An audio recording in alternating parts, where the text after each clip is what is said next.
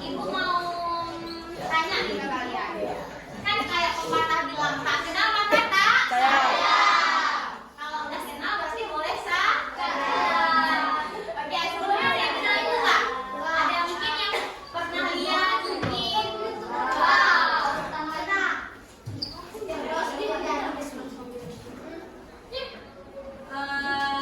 Mungkin pasti hati mungkin ada lihat. Oke, sekarang ibu mau kenalin diri. Perkenalkan, nama ibu Rauda Turjanmah. Kalian bisa panggil dengan Ibu Oja. Siapa? Oja. Oke, ibu dari Prodi Bimbingan dan Konseling. Berarti ibu adalah calon guru BK.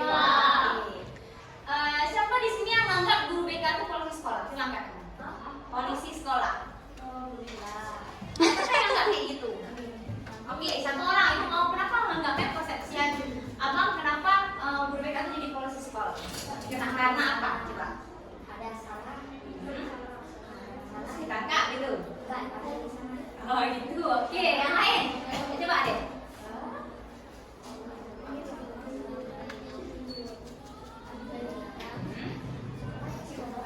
Oke.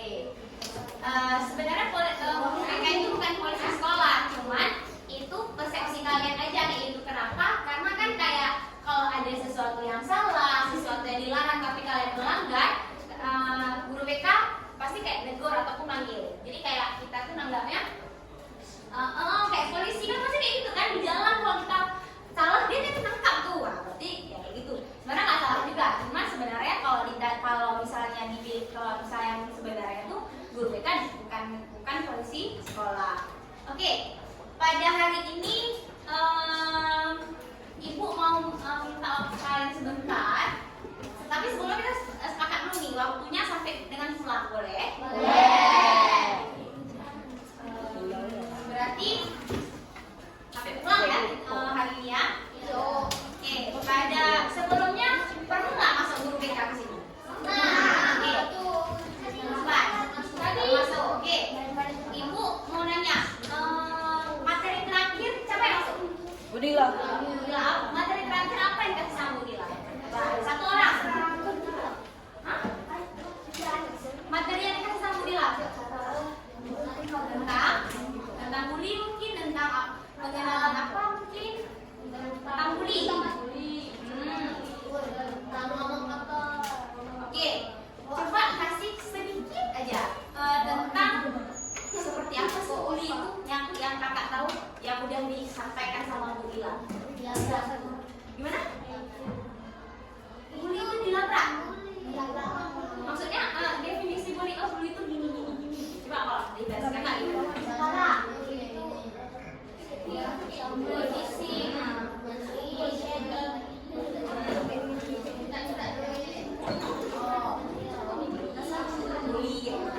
bullying antara mereka. Oke, bagus ya. Berarti kawan-kawan sekalian masih ingat apa materi yang disampaikan oleh Bu Ila tadi? Oke, pada kesempatan kali ini Ibu akan menyampaikan tentang menjadi pribadi yang kreatif. Ada nggak di sini yang merasa saya tuh orangnya kreatif kok, saya orangnya pintar kok, ada nggak? Tapi ibu lihat kelasnya kreatif kok, berarti semua anak-anak sini kreatif dong. Ya lihat kelasnya cantik, berarti kan itu maksud dari bagian dari menjadi pribadi yang kreatif. Oke, kita lanjut ke materinya dulu ya. Oke, pengertian kreativitas secara umum. Menurut Burot, tahun 2006 mengatakan bahwasannya kreativitas adalah kemampuan untuk menciptakan sesuatu yang baru. Nah, dari pengertian kreativitas menurut para ahli ada beberapa. Ada menurut Guilford, ada menurut Sosro, ada menurut Torrance. Ibu mau satu orang untuk membacakan pengertian kreativitas menurut para ahli. Siapa? Ayo. Oke, abang, yang cowok aja abang. Maju bang. Yang bisa suaranya bang. Yang sini lah, yang bisa suaranya biar kawan-kawan baca.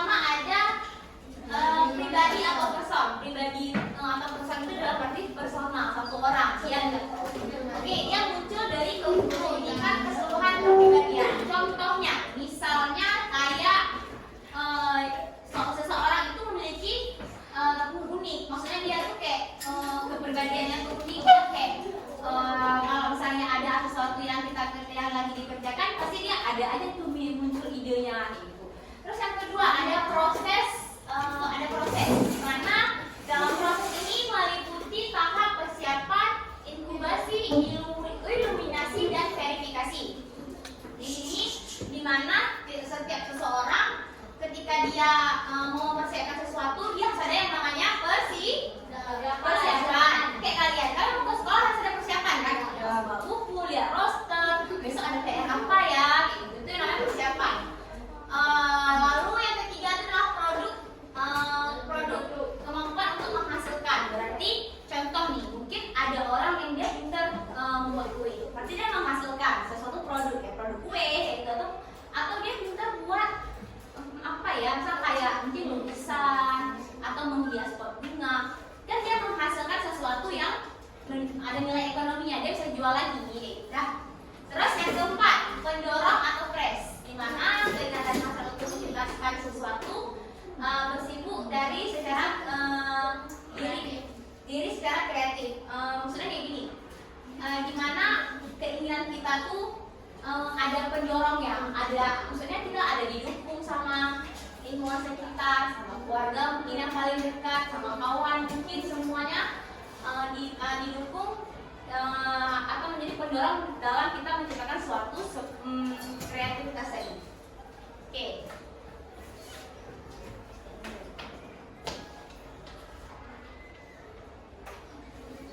Oke, selanjutnya ada aspek kreativitas menurut Goldkorn. Ini yang pertama adalah kelancaran berpikir. Kelancaran berpikir dalam sama dengan menghasilkan banyak ide. Kan ada tuh contoh nih, kayak kalian di kelas, nah pasti kayak, oh iya bu, kita buat gini aja, oh iya bu, kita beli balon warna merah putih aja karena lagi kemerdekaan, ya kan? Itu termasuk dalam nih kelancaran berpikir. Berarti dia menghasilkan banyak ide. Yang kedua adalah elaborasi pikiran, di mana kemampuan mengembangkan gagasan. Contoh nih, satu orang udah kasih ide, kita buat balon aja. Balon nih kan konsepnya, terus dikembangkan, mengembangkan gagasan tersebut. Oh bu, balonnya di tengah, di sudut, di depan, itu namanya mengembangkan sesuatu ide tadi. Oke, yang ketiga itu adalah keluasan berpikir, di mana keluasan itu adalah memproduksi sejumlah ide atau pertanyaan yang bervariasi. Misal nih, di kelas ini kan satu orang bilang balon, tapi nanti yang lain bilang gini, bu, kita buat yang rombe-rombe aja biar makin heboh kayak gitu. Terus ada pertanyaan yang bervariasi, bu, gimana kalau kita buat yang tambah yang lain kayak gitu misalnya kan. Jadi kayak berbagai macam variasi ide tuh digabung gitu. Terus keahlian berpikir, di mana kemampuan mencetuskan gagasan unik serta mencetuskan gagasan asli. Ini misalnya kayak ini, mencetuskan gagasan unik. Sama aja kayak tadi, kita kayak ketika kita udah mengeluarkan ide, kita harus mampu menciptakan ide tersebut. Jangan bilang-bilang aja, kan banyak tuh orang bilang kita buat yuk, tapi nggak ada kerjanya, nggak ada pembuktiannya, kayak gitu. Jadi harus ada pembuktian yang aslinya. Oke, lanjut. Ini ada proses dan tahap kreativitas menurut Wallace. Itu yang pertama ada persiapan, di mana memformulasikan suatu masalah dan membuat usaha awal dan memecahkannya. Yang kedua itu ada inkubasi, masa di mana tidak ada usaha yang dilakukan secara langsung untuk memecahkan masalah dan kemudian dialihkan sejenak pada hal lainnya. Yang ketiga itu iluminasi, di mana memperoleh insight, pemahaman yang mendalam di masalah tersebut. Ada yang ngerti nggak ini apa? Maksudnya ngerti nggak? Nggak, oke. Ibu jelasin, Pak lain juga kalian bisa ini ya. Siapa kan tahu lah kan. Kalau iluminasi itu kayak gini. Misalkan kita udah ada ide nih yang kreatif, tapi kan kita kasih lagi pemahaman yang mendalam. Dalam ide itu apa aja sih kayak gitu? Apa aja yang diperlukan dalam ide itu? Terus kayak bagaimana ketika ide itu menjadi sesuatu yang nyata gitu. Itu dinamakan dengan iluminasi. Oke, yang terakhir itu adalah verifikasi, di mana menguji pemahaman yang telah didapat dan membuat solusi di kehidupan sehari-hari maupun di dunia pendidikan. Ini biasanya kayak di gurunya nih, biasanya gurunya yang lebih bisa memberikan pemahaman yang telah dibuat oleh anak murid tadi. Oke, kita lanjut ya. Bye. Halo.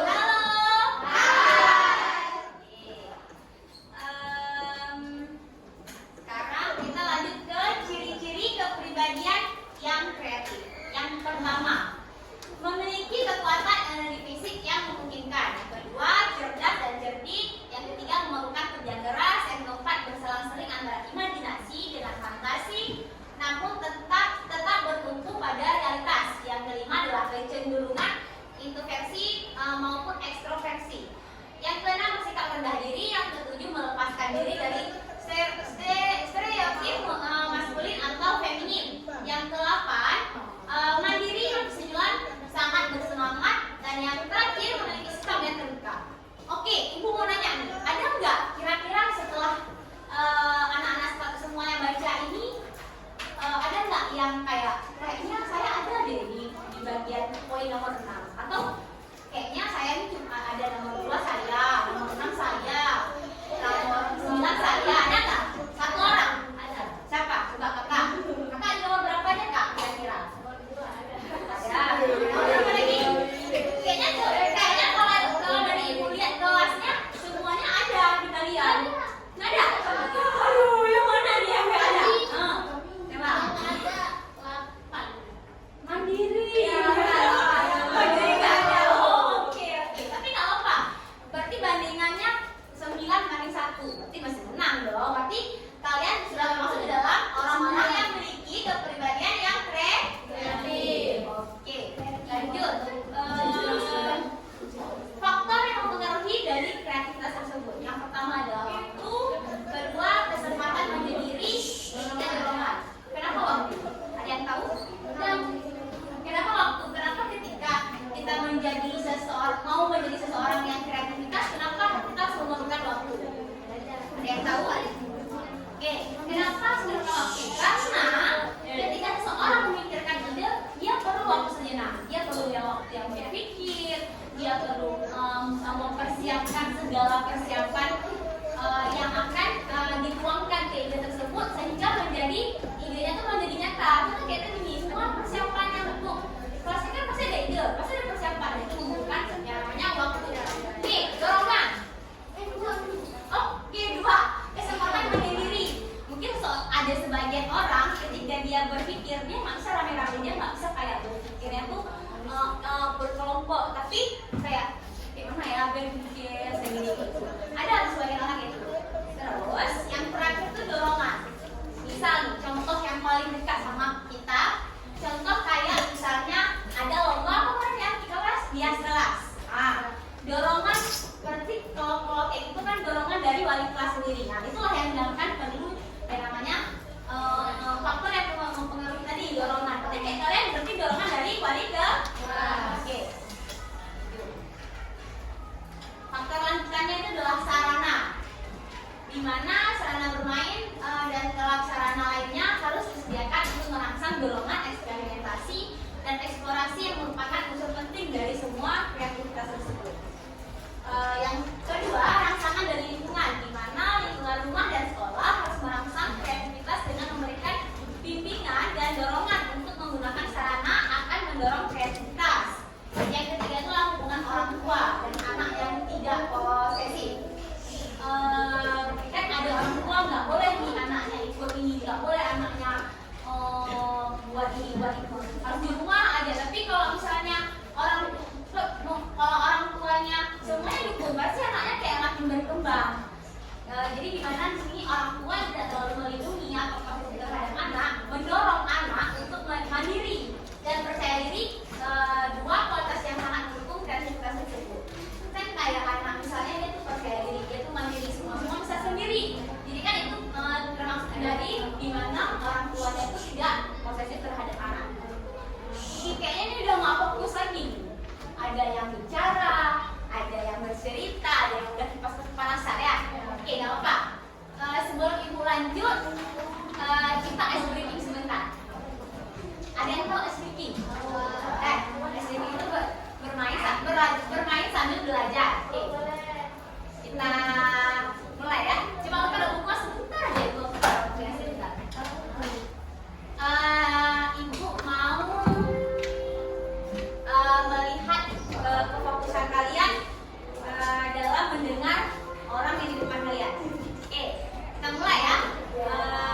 Contoh dulu deh, contoh ini. Misalnya ibu bilang, ibu guru berkata pegang telinga.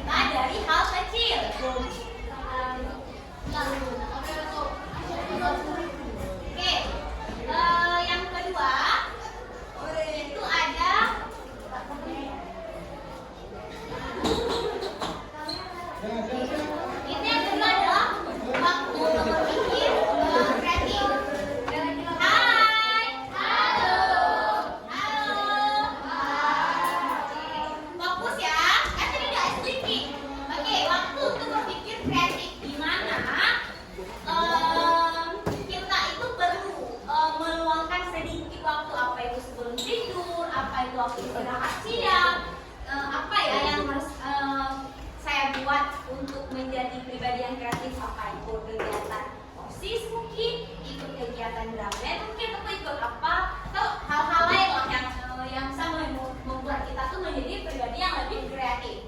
Oke, yang ketiga itulah singkirkan keyakinan yang membatasi.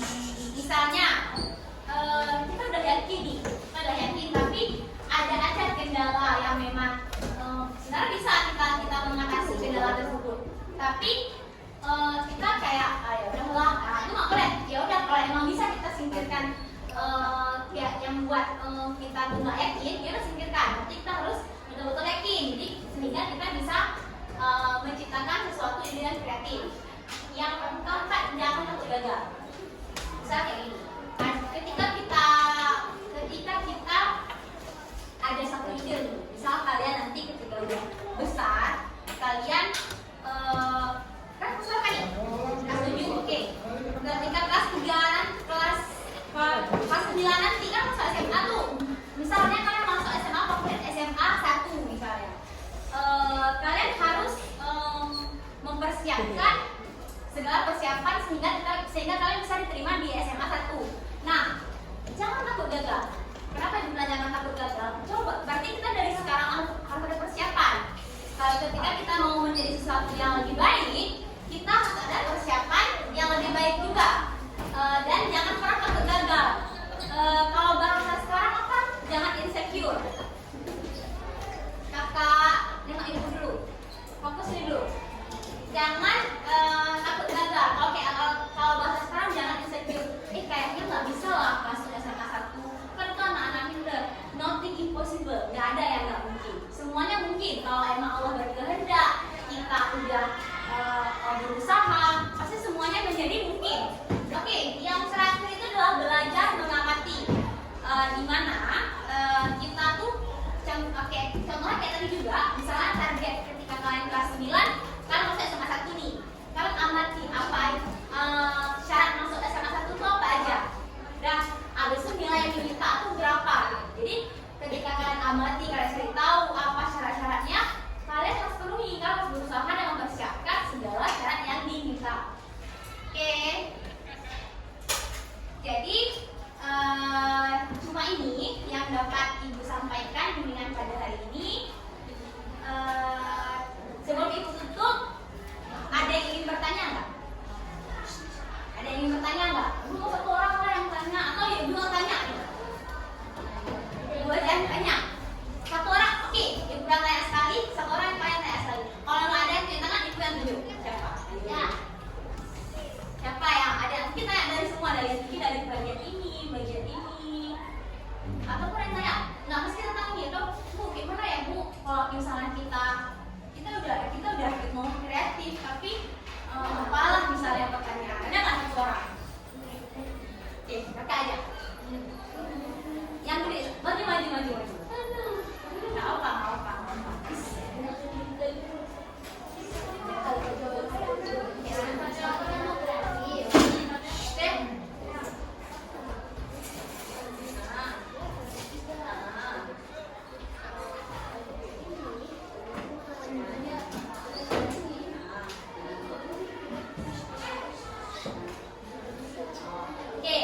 Berarti, makasih ya Kak. Berarti pertanyaannya ketika kita sudah menjadi versi kita, kreatif versi kita, dan juga ada orang lain yang menjadi diri yang kreatif versi dia, tapi guru lebih memilih kawan tadi. Oke, berarti gini, kita sebenarnya udah jadi yang terbaik menurut versi kita. Kita udah jadi yang paling kreatif menurut versi kita. Tapi mungkin yang pertama itu faktornya adalah mungkin yang pertama mungkin dulu rezeki, yang kedua mungkin dia berarti lebih baik dari kita. Dan berarti kan itu bisa jadi kayak cerminan. Oh, dia lebih pilih, berarti dia lebih baik dari saya. Berarti kedepannya ada ikut lagi, kita harus lebih baik dari dia. Kalau dia 10, kita harus 16. Bisa kayak gitulah. Berarti kan belajar lagi gitu. Berarti kita harus lebih menggali potensi yang ada. Oke, ya kalau misalnya ada lagi? Ada. Oke.